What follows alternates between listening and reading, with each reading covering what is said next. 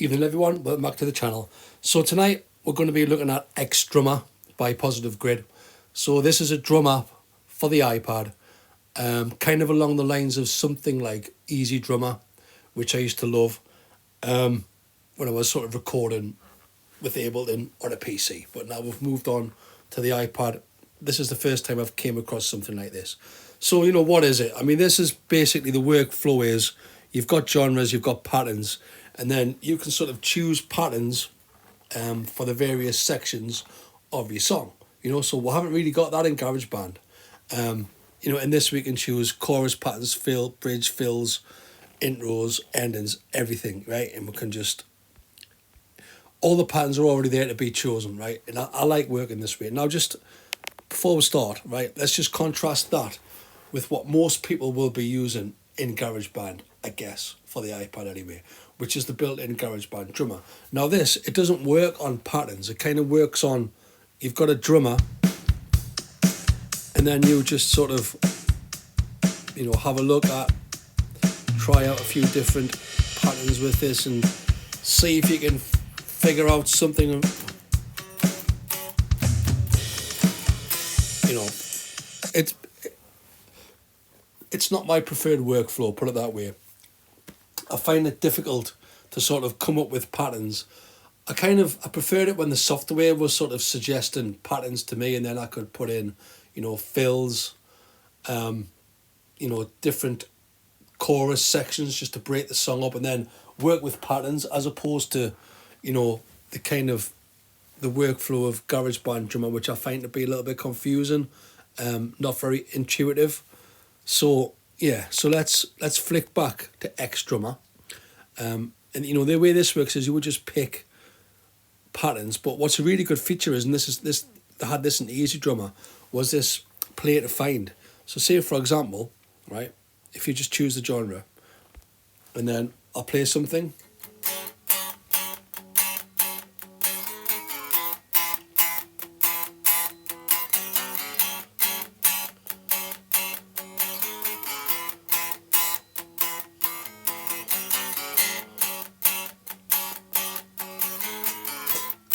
Right, so I'm sorry if these drums sound wildly out. They're not, it's just because of the iPad video recorder, I'm sorry. So fingers crossed this won't be out, but what you're hearing back now is hopefully a beat that matches the rhythm.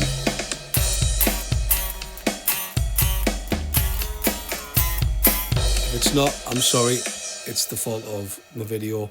So what that's done is, right, that's now put together a full song, you know, for me, with verse, bridge, choruses, intros, everything, you know. So that's the full song, you know, which is being generated for me, and I'm telling you, it fits a lot better than GarageBand drummer, right?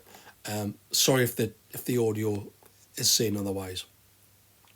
So that's great, you know, that this is the workflow that I want, right? But the problem is, how do we get this drum track back into GarageBand? And this is the problem, you know, because this is not an audio unit, right? We can't just integrate this directly. We can't just copy these individual sort of sections directly into GarageBand, which is a problem. So what options have we got? Well, what we can do is we can export as MIDI or as audio. Now, with MIDI, I'll not do it now. I'll show you an example of one that I made earlier, right? So with MIDI, let's just get rid of this drum track. Oh, sorry. I'm going to have to create a song first with some audio on it, I think. Right, so we'll just do that. There we go, right. So, as I was saying, with MIDI, here's the one I made earlier, right? MIDI. No, mid, that one, right? If we drag that in, right, what that'll do is, sorry, let's get it in properly. That'll actually, it drags the MIDI in, but it's going to play back that MIDI through the GarageBand drummer instrument, right? So this is what you get. Which is okay, right? But it's not actually as good as the original, you in here. That sounds better. You really want the original sound, right? So, but the advantage with MIDI is, we can split this up if we want. We can move the notes about and we can do our edits and it's fine, it'll all work. Now the other option that we've got is we can import the actual audio file, right, of the drums. So in this instance, we get the sound of the ex-drummer drums, which are great, right? So let's just solo that, right? So it sounds good, but the problem with this is if you want to edit anything, right? So say for example, if we sort of split this, we want to, if we split that, right, and then we got the two sections there. If we start messing about with this, see, it's not going to keep the trails on the end of the sound clips, and that's not going to work, right? So what other options have we got? Right, okay, so what we can do is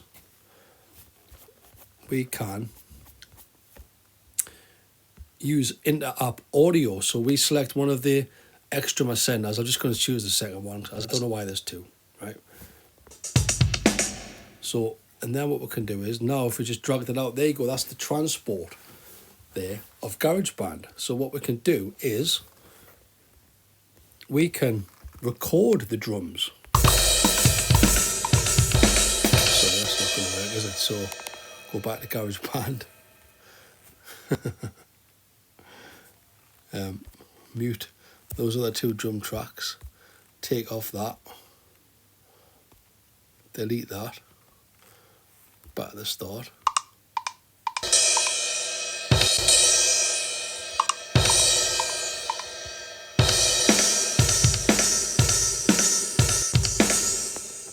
Right, so we can record drums like that. Sorry, a lot here. Must be very confusing. So there you go. So we can record drums from ex-drummer. But again, the problem with that is you have to actually hit record and record them. So I guess what I'm trying to say is, correct us if I'm wrong, there's no actual way of, moving these individual clips from ex-drummer into GarageBand, right? So it's a bit clunky is what I'm trying to say. So it's the workflow is easier to get the drums there in the first place, but once you've got the drums, it's very clunky to get it back into GarageBand, I would say. Now I think the reason for that is because it's not an audio unit. You can only use inter-app audio. You can't use it as an audio unit. What I mean by that is, if we create a new track, right, you see audio unit extensions. Now if I click on that, yeah, so there's none available really. I can't really use it. So yes, let's see if there's any other way that we can do that before I give up and go home. So if we go in here, right, that's this is GarageBand, right, okay, get myself lost here a bit.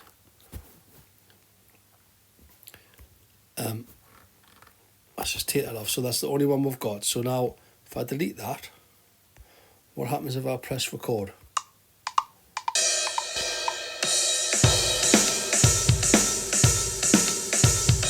Now, I don't know why that had that sort of bit on the front of there.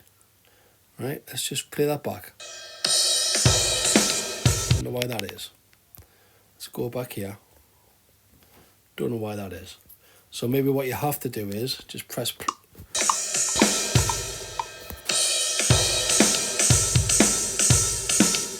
Let's try that again.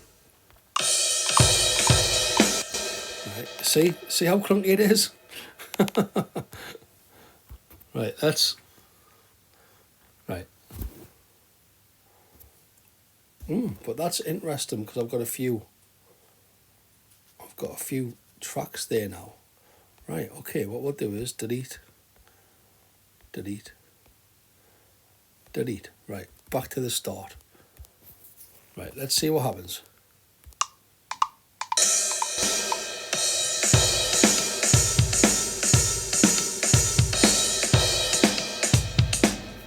that's recorded that. But that's weird. So that doesn't really work, does it? Because it doesn't start at the beginning. So maybe the way to do it is go in here. That's at the start. If we press play here, what happens?